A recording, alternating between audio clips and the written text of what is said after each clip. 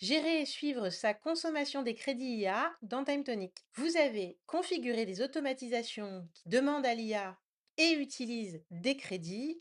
La question maintenant, comment piloter la consommation de ces crédits? Sur cette série de 4 tutoriels abordant le sujet des crédits IA dans les automatisations avec TimeTonic, nous allons aborder dans ce troisième tutoriel comment consulter le tableau de bord de vos compteurs de consommation, voir quels sont les indicateurs et les messages d'alerte pour vous aider à piloter et voir à quel moment les crédits IA se rechargent. Pour accéder à votre tableau de bord et voir vos compteurs de données, vous avez deux accès. Vous êtes dans votre espace de travail, vous accédez aux paramètres de votre espace, vous allez dans le plan et facturation. Ici, vous avez les informations de votre plan de licence et le tableau de bord de vos compteurs de données où vous pourrez consulter vos compteurs de crédit IA selon votre plan de licence et observer votre taux de consommation de crédit sur la source IA privée sécurisée ou la source cloud publique. Vous voyez votre quota de consommation versus le quota disponible dans votre plan. Vous avez également accès au tableau de bord dans votre espace gestion administrateur. Rentrez dans votre espace. Ici, vous voyez l'onglet plan et facturation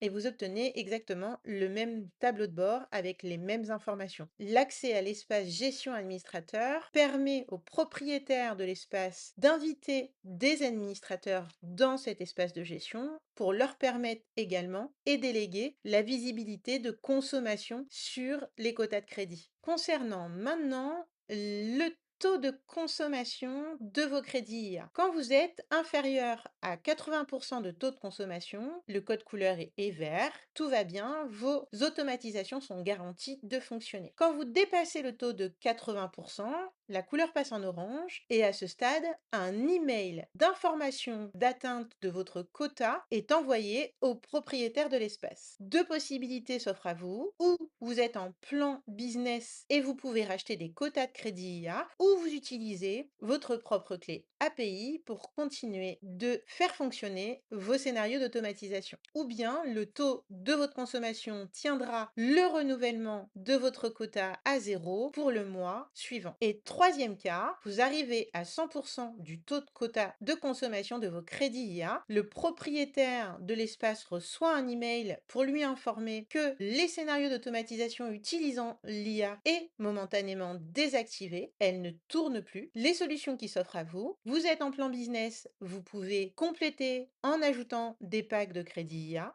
en attendant la recharge de vos quotas de crédit IA qui se renouvellent pour le mois suivant, ou bien activer et insérer votre propre clé API personnelle afin de remettre en route vos scénarios d'automatisation, en attendant la recharge de vos quotas de crédit IA pour le mois suivant.